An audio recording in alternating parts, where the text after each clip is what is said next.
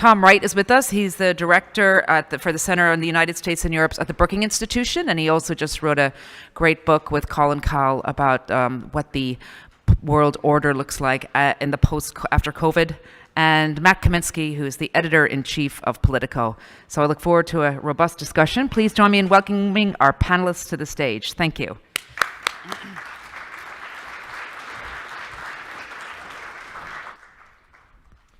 Thank you so much. Good morning. It's great to see all of you. I hope you've had your coffee and are ready for a great discussion. Maybe I can start with you, Ambassador. And this is, what is Global Britain? Can you give us a 30-second pitch? 30 seconds? I could do 30 minutes. 30 seconds. Global Britain, I think, is the answer to the Dean Aitchison question, what is Britain for? What we want to be is a country that helps solve the leading world problems with a whole range of partners. We want to strengthen our alliances, particularly with the US and NATO, and we want to be a burden-sharing, problem-solving nation. Above all else, we want to do some real work to champion and strengthen open societies and open markets. So after that softball, maybe I can follow up with something else, which is, looking at what's going on right now with Britain, you're fighting the French, not for the first time in the last 500 years, overfishing. There's an issue in Northern Ireland with the border there. Other issues with the EU. You are reducing your spending on, development and as well as defense. And how do you sort of square that reality today with the aspiration you just laid out? I think the first thing to say is we've increased our defence spending, and that follows the integrated review that Neem mentioned earlier, and it's to take us into new technologies like AI and quantum, and it's also to help modernise NATO. So I think that's a very key part of Global Britain. We did reduce our development spend down from 0.7% to 0.5%, but it is going back up to 0.7%, as the government promised at the end of our financial cycle, years 24-25. We are defending our interests on trade with the European Union. As you say, there are disputes with France. I think it was the first time was in the 1830s that France first coined the phrase perfidious Albion. It's a label we reject, but it does show that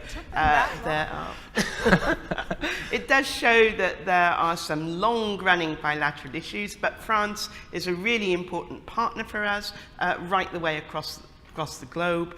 And then on Northern Ireland, just to say the border is not at risk. The Prime Minister made it very clear, both publicly and when he came to see the President and the Senate and the House recently, we are more than 100% committed to the Good Friday Agreement. We will not put a hard border on the island of Ireland, but we do have very serious problems with the Northern Ireland Protocol as it is currently affecting goods and communities within Northern Ireland.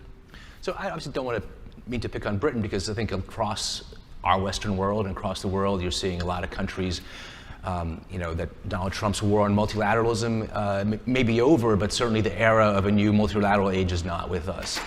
Countries are really looking inward much more. And maybe Tom, I can turn to you here and say, when you look at Europe right now, the same dynamics that are playing out in domestic politics in the UK are playing out across the continent. And I wonder, what gives you the most concern about the Western alliance, whether it's NATO or the EU right now, and maybe what gives you some hope at a time when it doesn't seem like there's much optimism, having just come back from Europe, about either the future of sort of Europe or the future of a transatlantic alliance?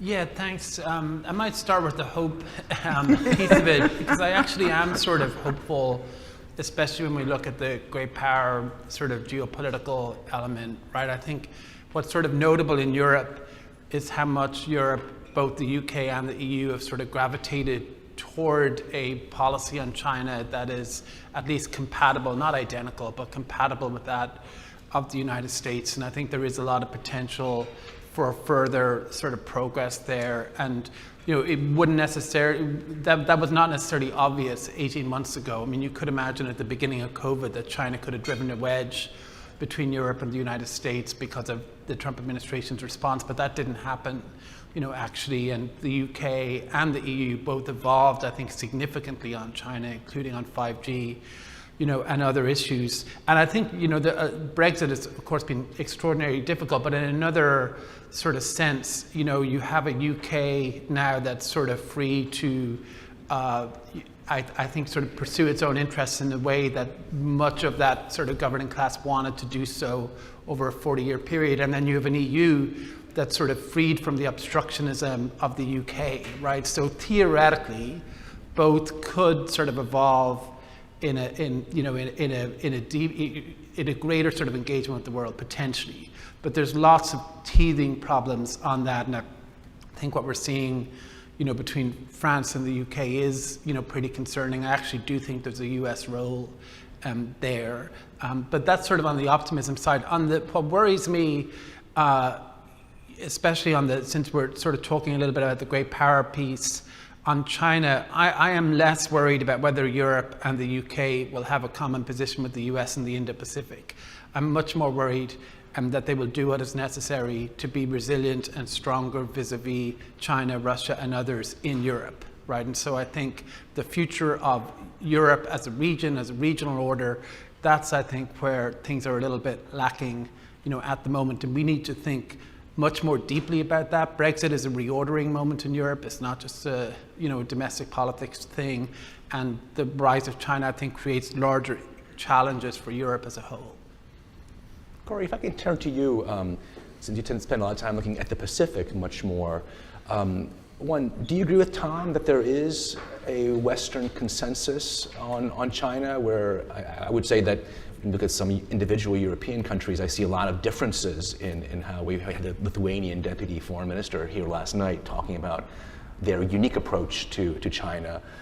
And secondly, are we even talking about the wrong thing when we're talking about NATO?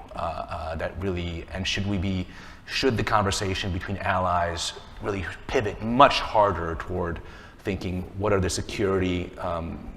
security architecture do you need in Asia? Those are both great questions. To the first one, I agree with Tom that we're at the start of a conversation, a transatlantic conversation about China. It started with the starting gun was the Huawei decision. And if you look at the start of that conversation, Europeans and the United States were in very different places. But Australia was the first country that made that decision. And I think it's not surprising that the US as a Pacific power is more aligned with Australia's view about China than with many European countries. But there are two reasons I think we should be even more hopeful than Tom suggests that the transatlantic conversation is converging. And the first is that China's behavior is genuinely reprehensible. And Europeans can't remain safe and prosperous if how China wants to change the international order succeeds. That is coercive commerce, small and medium-sized states not having rights or responsibilities, but being tributaries of stronger states. That's not an international order in which Europe will prosper. And so I think that's one reason that conversation is converging. The second is that, Americans occasionally get weary of being condescended to by our virtuous European partners.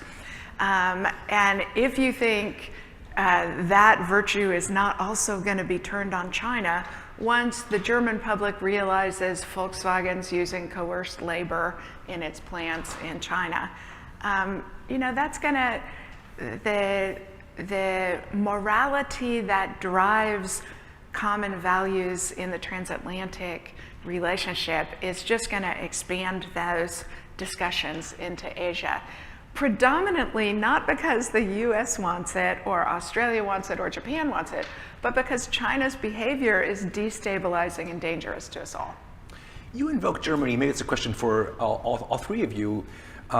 You have a new government coming in. It's a green, social democratic and free democratic, free Democrats. Free Democrats are not going to allow extra spending. The other two parties do not want higher defense spending. Germany has also been the country that's taken the most, let's call it the most mercantilist approach toward China. If you have the most important country in Europe that's actually going to go soft on security and has been soft on China, isn't that actually something that we should be more worried about if you're thinking about the future of NATO? And So I'm less concerned about Germany than you are for a couple of reasons. The first is we don't yet know what the coalition platform will be. It's still in negotiation. The Green Party has been a force for incredible good on this, even though they are not yet where I would like to see Germany be, that is meeting its NATO commitments to 2% of GDP on defense. They are actually a values-forward foreign policy force. And that's better than the CDU-CSU have been on China, as you rightly point out, Matt. So I think it's true that having the Liberal Party in control of the Chancery will be problematic in the EU. That is, they will be a voice for continued austerity, which may not be the optimal policy for all European countries. But I don't think we should despair that Germany will take a serious role on managing China in Asia. And they already are, right? There's a German ship in the Pacific already. The Germans have been quite supportive. They understand they're no longer a frontline state in Europe, but the speech that Chancellor Merkel had the weakest person in her government on Russia give to the German Federation of Industry, which is, you will not be able to do business in Russia if there's no rule of law. That's easily extrapolatable to China too, and I think that's where we should expect them to get. Ambassador, were you surprised or pleased that President Biden has continued former President Trump's hard line on China? I wouldn't say either surprised or pleased, to be honest. It's not for me to evaluate the president's policies. But I think we do share a very strong sense, as both Kori and Tom have been saying, of what the rise of China means in the 21st century. And we very much share the president's emphasis on open societies and on making sure that technological and other developments are done in a way that preserves transparency, preserves multi-stakeholder models, government, private sector, civil society, and contributes very much to open markets. And I think that lends us, as Kori was saying, lends Europe, and including the UK, to come together on a certain model. We do share the concerns about human rights in China. We absolutely share the concerns about security in China, of the security aspect that China creates in the Indo-Pacific. We want a level playing field on trade. That's perhaps the best way of putting it. We do have a slightly different view from the United States on commerce with China, but this level playing field point, the Huawei point, critical national infrastructure points, there's a very strong identity of view there. What is striking is how bipartisan that view is here. I think from our side, we would very much welcome all of that China approach being accompanied by something that sets out what we are for. What is the offer to developing countries from the West these days? We can talk about freedom, we can talk about how important freedom is for the ordinary citizen, but can we actually offer something that genuinely competes with Belt and Road? That's something we want to work on with the Biden administration, with their Build Back Better world. Just on Germany still, one last question. So after Angela Merkel leaves the Chancery, who does Joe Biden call first in Europe? That's to me. Any of the three. One word answer, maybe. I don't know. I think it's.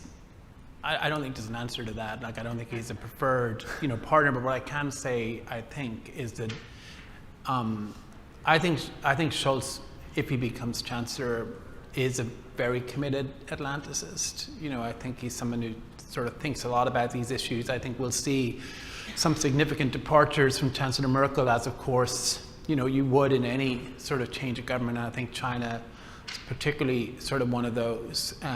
But I think you'll see sort of more continuity too. But I think the challenge for the Biden administration in Europe in terms of who do they call is really how much they want to elevate sort of the EU amongst sort of EU member states, right? And I think that's, the EU will never be the first and only call, right? There's no sort of answer to Kissinger's question like that. But I do think what they need to sort of think about for the next 3 years is how much do they want to elevate the EU, as an actor, and particularly vis-a-vis China.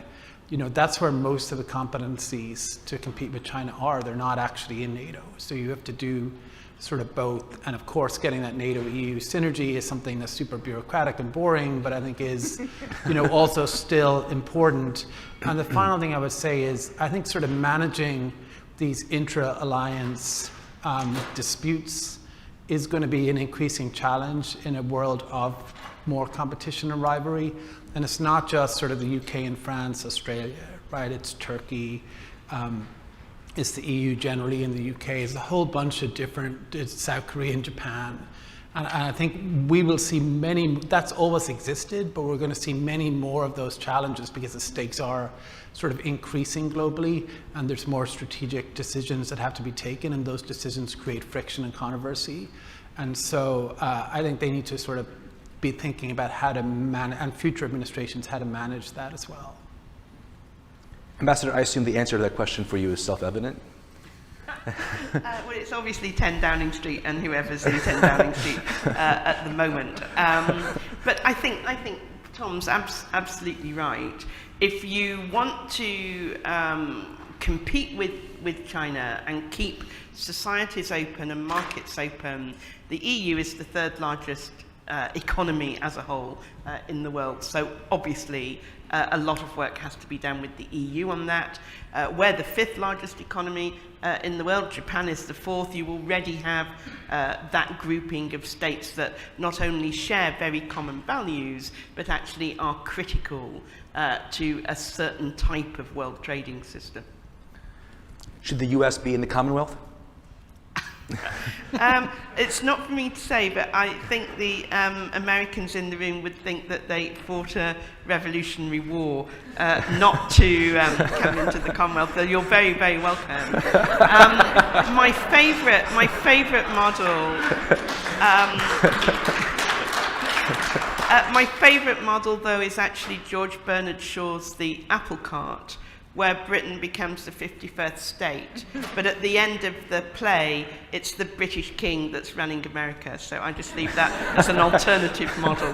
But listening to this conversation, it seems like there is a reshaping of how we are thinking about running the world. And I wonder if I think we should take this step more logically further, that NATO is an anachronism, that thinking in transatlantic terms is not the way that we are going to be able to really grapple with the most obvious threat to Western democracy and prosperity, which seems to be coming out of Asia.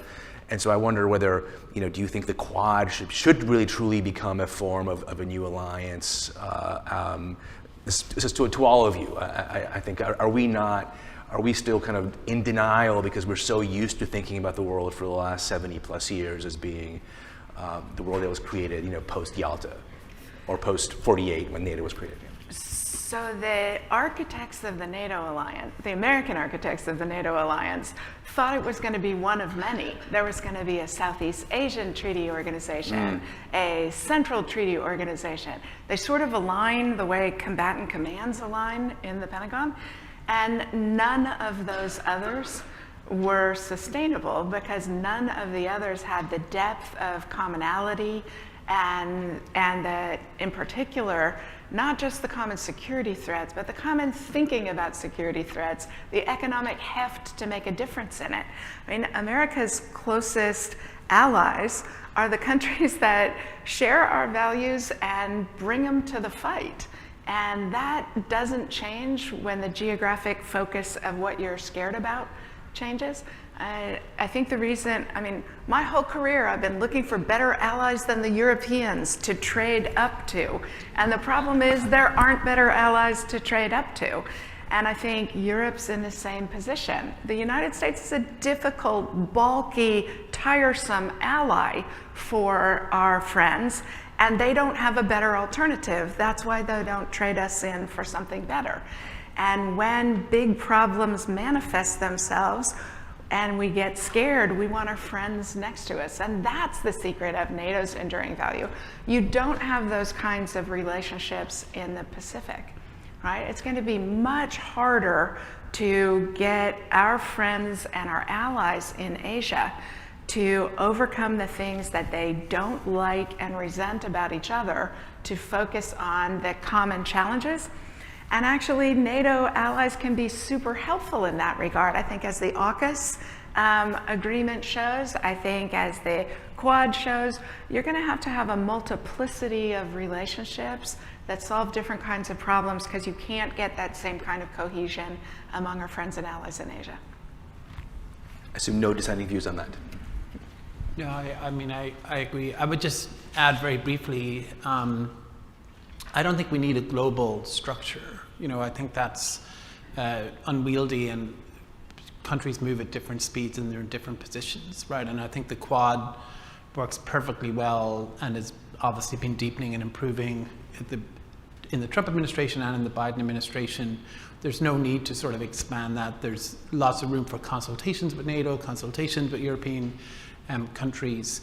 I think on the NATO transatlantic piece, the larger question is, I think this is something the president should, you know, address in the next 3 years, is what is sort of the role of the United States and Europe, you know, as the Indo-Pacific becomes a more important theater, and how do we help sort of Europeans become more capable, not necessarily strategic autonomy or anything like that, but more capable of handling their problems when the US doesn't want to intervene. Now, that does not include the core mission of NATO. The US will always be sort of involved in that, but maybe the Balkans, maybe other sort of issues. So what's that conversation sort of like? I think is how that sort of takes place, I think is a big piece of the puzzle.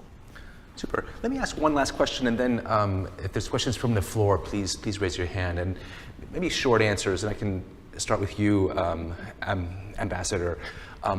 How big a long-term price will the U.S. pay for the mishandling of the Afghan withdrawal? And keeping in mind that I believe you served in Kabul as well, so you have. I think it was a more chaotic withdrawal than it needed to be, but at the end of the day, the United States, with allies like us, but primarily the United States, rescued over 120,000 people, and we mustn't forget that. But I think it's critical that, to coin an old phrase, we now win the peace, that we have a plan for stability in Afghanistan. It's very difficult, but there are big questions like conditionality around assistance, how do we help support human rights there, and I think all the allies need to get together, preferably under US leadership, for the reasons Kori was saying, and work out what now do we want to do to keep Afghanistan as stable as possible. Do we have to engage more with the Taliban government? There's a big question around recognition and how we engage, and what we as Brits would like to see is very much the international community moving in step on that. So I come back to the first point, we just need more discussion, policy discussion, about what our approach is now going to be. Kori, do you agree with the Biden position that Afghanistan was a problem from 20 years ago and it's irrelevant to the geostrategic sort of future for us? No, I think that's self-serving in the extreme for them to try and argue that. And the proof that it's not true is the anxiety of all of our allies who fought alongside us for 20 years in Afghanistan and are saying we weren't consulted on the American decision to abandon Afghanistan, and it caused a ton of problems for us the way that they did it. So it will make future coalition building more problematic and costlier for the United States that we did this way. I also think there's a second stream of problems with the decisions about Afghanistan, which is that it's making Asian allies nervous that if the US can't sustain political will to remain in Afghanistan when the major price had already been paid, how are they going to do the genuinely hard stuff like the defense of Taiwan if China should attack it?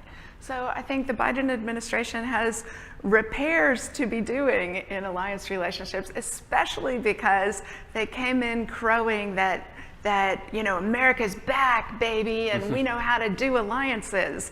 And that's actually not been the experience of allies in the Biden administration. Tom, do you think it's a high long-term cost?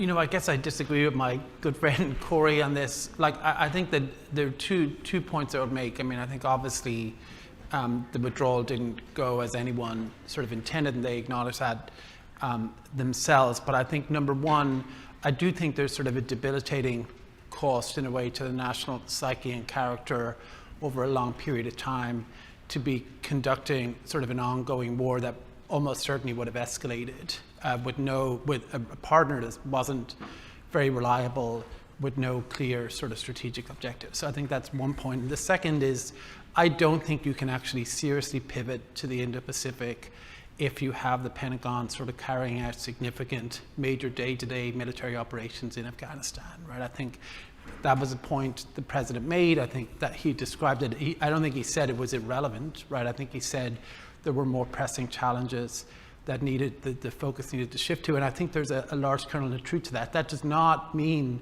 as the ambassador said, that the US should not remain engaged. But I do think China is a more significant challenge, and I think we need to be making costly, difficult decisions in that regard, and this was one of those. Thank you. I'm afraid we're just at zero on our time. So I'm sorry we didn't get a question in, but thank you so much to these three panelists. Thank you. Thank you.